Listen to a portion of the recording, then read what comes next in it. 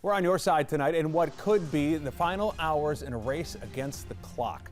Search crews still combing the sea for ocean submersible Titan. It went missing Sunday while taking passengers on a tour nearly 13,000 feet below the water to explore the wreckage of the Titanic.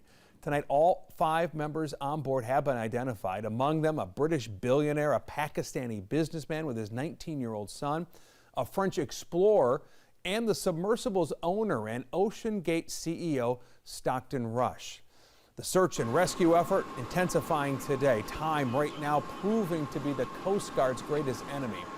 It's believed we're now in the final hours of oxygen for the missing Titan. The surface search is now approximately 2 times the size of Connecticut, and the subsurface search is up to 2.5 miles deep, exponentially expanding the size of the search area. The longer it takes, the less likely that, a positive outcome will occur. Now, cutting through the darkness of the deep sea, consistent banging noises have been detected during the search. That's giving crews a sense of hope. But as of now, the sounds remain inconclusive. No other signs or evidence of the crew's location has turned up. Now, today we heard from Dr. Joseph Staton, the chair of natural science and professor of biology and marine science with the University of South Carolina, Beaufort. Important that his point of view is heard. He was part of an exploration aboard a 4-man submersible called the Johnson Sea Link. Dr. Staton described the ocean vehicle crowded and anything but luxurious, not much different than the missing Titan. He's experienced firsthand what it's like to venture to the bottom of the ocean. While the search and rescue of the Titan crew continues, Dr. Staton shared with our John Carter both the physical and psychological effects venturing far below the ocean's surface can have on the human body, the human mind, being far from help and in another world.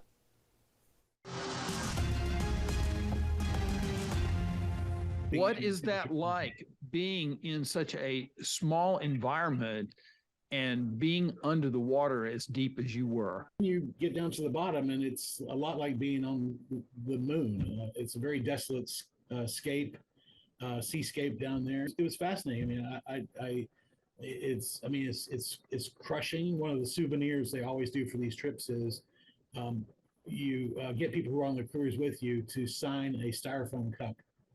And you take a typical coffee cup, and I wasn't prepared. I have it in my office here somewhere, but I have to find it. The typical 12-ounce coffee cup gets crushed down to about this size because it squeezes all the air out symmetrically out of all the pores, and you end up with a nice souvenir of what would have happened to you if you were outside of the sub. So it is amazing the depth and pressures that you get even after only a few thousand feet. From an emotional standpoint, when you are down that deep and as deep as you were without the light, limited light or whatever and all, from an emotional standpoint, is it scary whatsoever, or is it sort of calming? What's the feeling, the sense that you have when you're down that deep?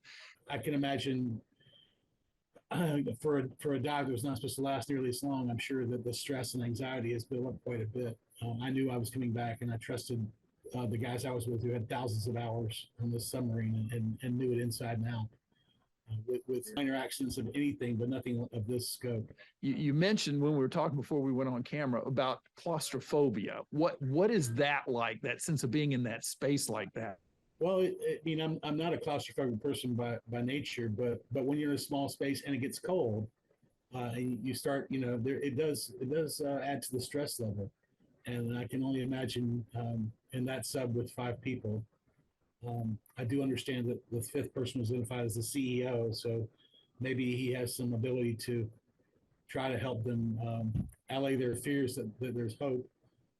But I would think after this much time that it would be difficult to maintain composure and to hope against hope. I do hope people come back, and I hope that they're okay. But I can't imagine it truthfully. Yeah, I think that's all of us right now. We just can't imagine what they're going through. With time dwindling, we're continuing to closely follow every development in the search of the vanished Titan in the shadow of the Titanic. We'll send you major developments to your phone once they come in.